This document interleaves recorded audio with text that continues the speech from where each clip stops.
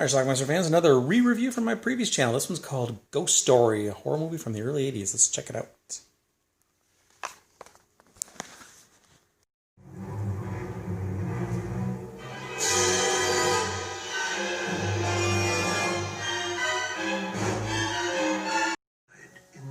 John Houseman and his three buddies, Melvin Douglas, Douglas Fairbanks Jr., and Fred Astaire, get together and tell ghost stories every couple of weeks. And this is one of them. Us, Chowder Society. Chowder Society. The Chowder Society. The Chowder Society. The Chowder Society. You. This is Dave.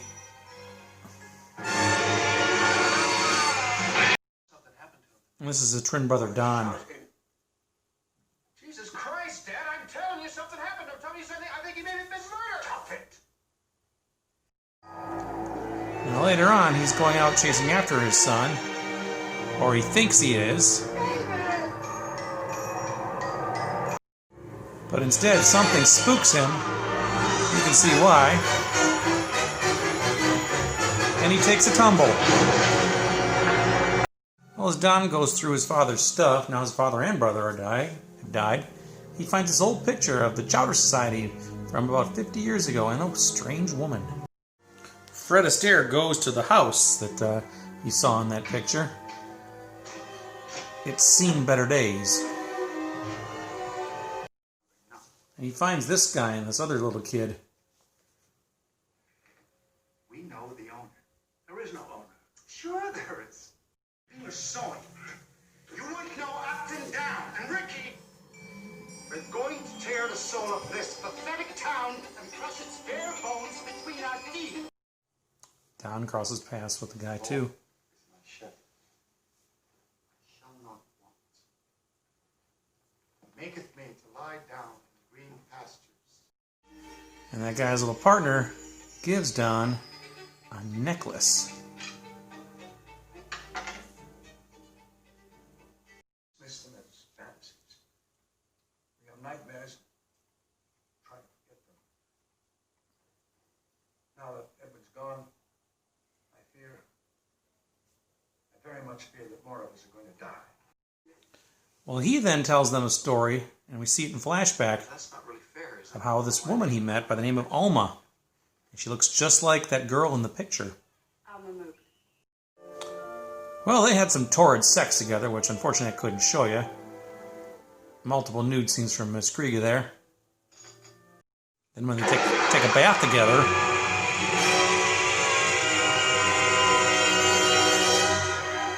that creepiness occurs. From that point on, she's just not quite right, and he's not sure what to make of her. But she's acting weird. Get married in a town where you grew up. The same church. I want to walk down the aisle in my white dress and veil. But they end up splitting up. You have to. He doesn't feel comfortable with it. Sorry. You don't know anything. Later on, when he goes to check on her, she's gone. Apartment's empty. Now we know that she went and saw his twin brother then, because that was what we saw at the very beginning of the movie. And he finds out about it. Everything about her is wrong. Get away from her, Dave. She's dangerous. He shows him the picture and says, "That's the girl I met." I don't believe you. And then one of them has a dream. And he wakes up and starts choking his wife. And then later on, this happens. He's got heart problems and was looking for his medication, and this is going to give him a heart attack. Two people left now. Eva Galley.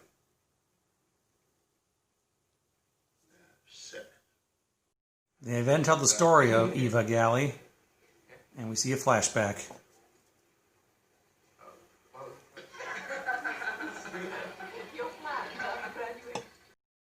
Well, they all hit it off, and they frolic together, but One of them gets a little closer to her than the other three.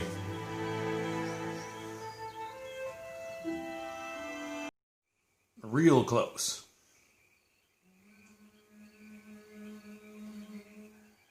The blue of their eyes and the gold. Stand here. Or are you all coming inside? Well, one night they all get drunk and pay her a visit, kind of to her chagrin. And they all kind of mess with her a little bit, and Who's that? she back at them. And then an accident occurs when she calls him pathetic. Shall I tell you the truth? No!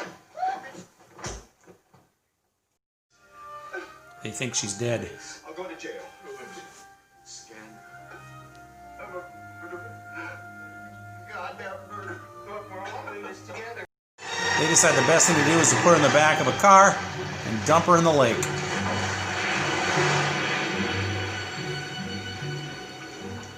But guess what? She wasn't dead. She's dead.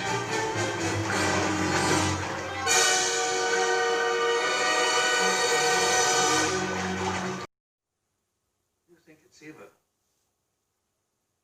And somehow or other she's come back to us, huh? Yeah. They all go to the house, Please stay together. but he hurts his leg, I'm too old, tired. and John Houseman goes to get help. Sears. But on his way home, guess who he runs into?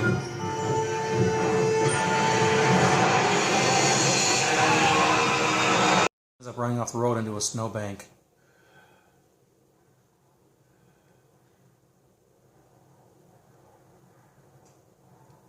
Dance with me, you little toad.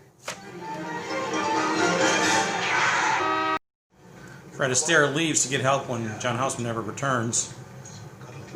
And of course he runs into this guy. Why are you doing this? Would you like to live forever, Ricky? That's what she promised them. Live longer than you. Oh, no, you.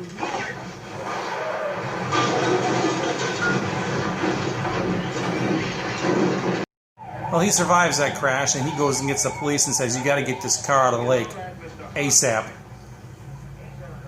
We've got to hurry. We've got to help. Because guess who shows up at the house?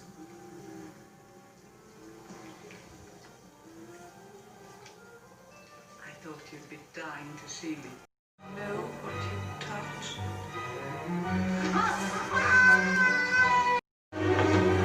And they pull up the vehicle, and out pops Eva's body. As it falls to the ground, our ghost disappears in the house.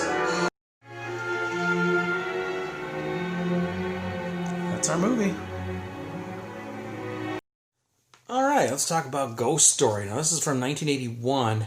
I actually saw this in the movie theater. I was a little kid, and believe it or not, one of my mom's co-workers, her name was Mary, she really liked horror movies, and I don't know, somehow she knew or figured out that I liked them too. She would occasionally babysit for me, so we got into a pattern where anytime there was a new horror movie in town, she would take me to it. I thought it was fantastic. I saw The Howling, American Werewolf in London, Friday the 13th Part 3, and Ghost Story.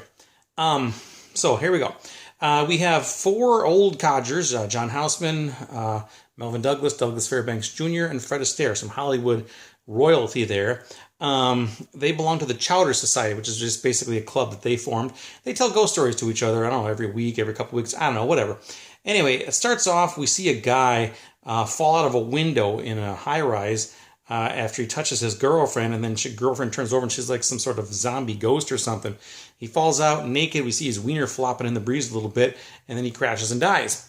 Turns out he is the son, the twin son of one of the guys, I think it was Douglas Fairbanks Jr. actually.